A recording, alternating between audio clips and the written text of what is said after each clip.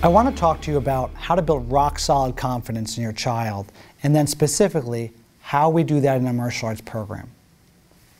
My name is Jonathan Metcalf, and I'm the owner of Integrity Martial Arts in Enfield, Connecticut. Do you remember that child in high school who could do it all? They were like a superstar. They made friends easily, they were great in their sport, they did great in academics. You know, there wasn't a place in the school or a clique that they couldn't fit into. Can you imagine that child? Instead of in high school, back in middle school, what qualities had they already developed that led them down that path?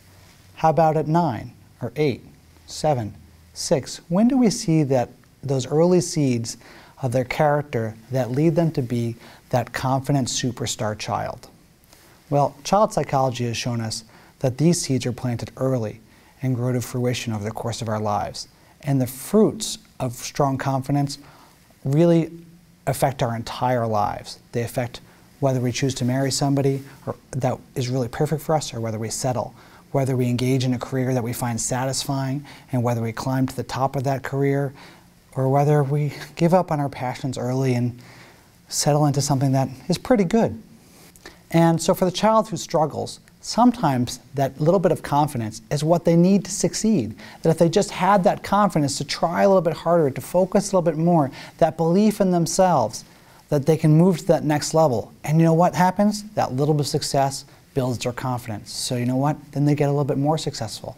And that next bit of success builds their confidence. So instead of having this spiral of failure, disappointment, down, down, down, they start to build an upward spiral, the success spiral it's called, where they succeed and they build their confidence, they succeed and they build their confidence. So for the child who struggles, confidence can be critical. And for the child who just gets by, well, you know, here's a kid who thinks they're doing all right, that they're doing good enough. And I have to ask, well, when did their performance become good enough? We're a karate family, and I obviously have put all of my children in the program because I think it's so important for them to learn the values that are taught here: respect, self-control, and discipline. Who wouldn't want their children to learn those things? I feel that the confidence they learned in class is going to just open up all the doors and all the possibilities for them. I mean, they're already trying new things and they're excited about, you know, all the possibilities. It has been an amazing transformation. His confidence is soared this past 8 or 10 months that we've been here. It's absolutely amazing. He's more vocal, he's a little more outgoing now, and a lot more sure of himself. One of the things that we hold every child to is be better than you were before. I'm not asking you to be better than him or her or Sally or Joe, but just push yourself to that next level a bit. See how it feels. And what I've experienced is there's virtually no child who, with a little bit more confidence and a little bit of belief and a little bit of encouragement, can reach higher levels of performance. And sometimes the parents are shocked and amazed. Sometimes I'm a little shocked about how far they can go when we take the blinders off and we take the glass ceiling off. Children who just sort of get by, when you instill some confidence in them, fantastic things happen. So for children who excel, you might think, well, they don't need confidence. They already have the confidence. That's why they're doing so well. And sometimes that's true. But sometimes the reason they're doing so well is they're trying to compensate because they don't feel like they're very good. And you'll notice this, and sometimes you'll see children who just do extraordinarily well in their behavior and in their grades, but they don't seem to derive any satisfaction. And when you talk to them about how wonderful they're doing, you know, they sort of look down when you praise them. And they're going to miss that juice of life. You know, you've probably met some adults like that who just don't give themselves enough credit, and that confidence is what allows them to accept the credit. As children, we hear the word no 148,000 times on average by the time we're 18. And that can really start to wear a child's self-esteem down, give them limiting beliefs. See, confidence isn't salt. You know, a few years ago, everyone was talking about self-esteem like it's this thing you can sprinkle on children to make everyone be better. And, you know, I've been talking about confidence like it's something that they get from outside, but I don't want to be misleading. Confidence is something that comes from inside. It's that belief that I can. It's the belief that, well, if I can't, I know how to try until I can. You know, unconfident people, they say, oh, I can, or I could never. Well, what we've seen in Kyla so far is that she's really grown in her ability to engage other people, and she looks directly. She has great communication skills now. which I think is really amazing.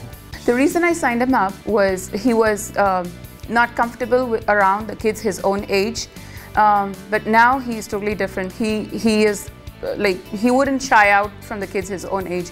He would go and talk to them right away and make friends with them. Well, confidence feels like you're accomplishing something.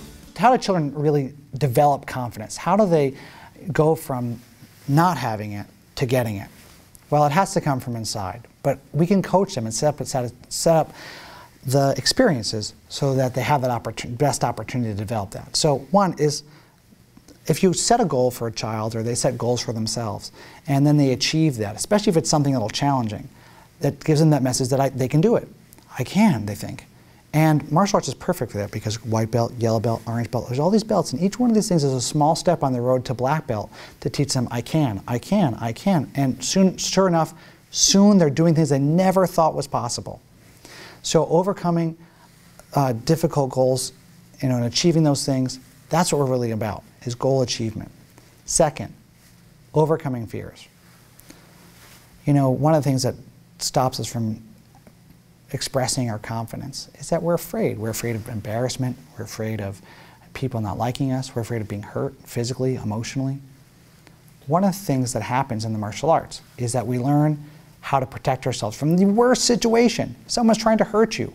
And if you can develop confidence in that situation, everything else just seems like, well, you know what? So they're calling me a name. So what? I know, as bad as this gets, I know I can handle it. And third, confidence has a certain anatomy to it. You can see a confident person across the room and know that they're confident. How does that happen? You can hear it in their voice. So we teach students how to act confident and how to look confident. And you know what happens? Those skills become part of who they are, and they become part of their personality. And that confidence grows inside them. And lastly, and this is a little bit subtle, is that it's hard to be confident about who you are if you're not clear on who you are. So one of the things that we do in our extensive leadership program at Integrity Martial Arts is we talk about, who do you want to be? What kind of person? What's important to you? And we discover and uncover their core values with the students and teach them to pursue those and be passionate about the things in their lives. And when children discover what's most important to them and integrate that into their conscious daily actions, it makes a huge difference. I have learned through especially leadership that it's okay to interact with people. It's not a big deal. I used to always be kind of almost like embarrassed just to talk with people. But I realized that, just having a conversation and being friends with a person is really not that hard. That what he's been getting here is the ability to channel that sense of maturity in productive ways, not just the physical aspects of self-defense, which we all, have a respect for, but more than that, just the art of self-defense and where it builds character, and what it really speaks to more is what you are as a human being as opposed to what you can do as a human being. I think the next few years, just him being in school and being able to interact with other children, no matter what type of child it is. I don't really see him having any sorts of problems or social phobias from here on in.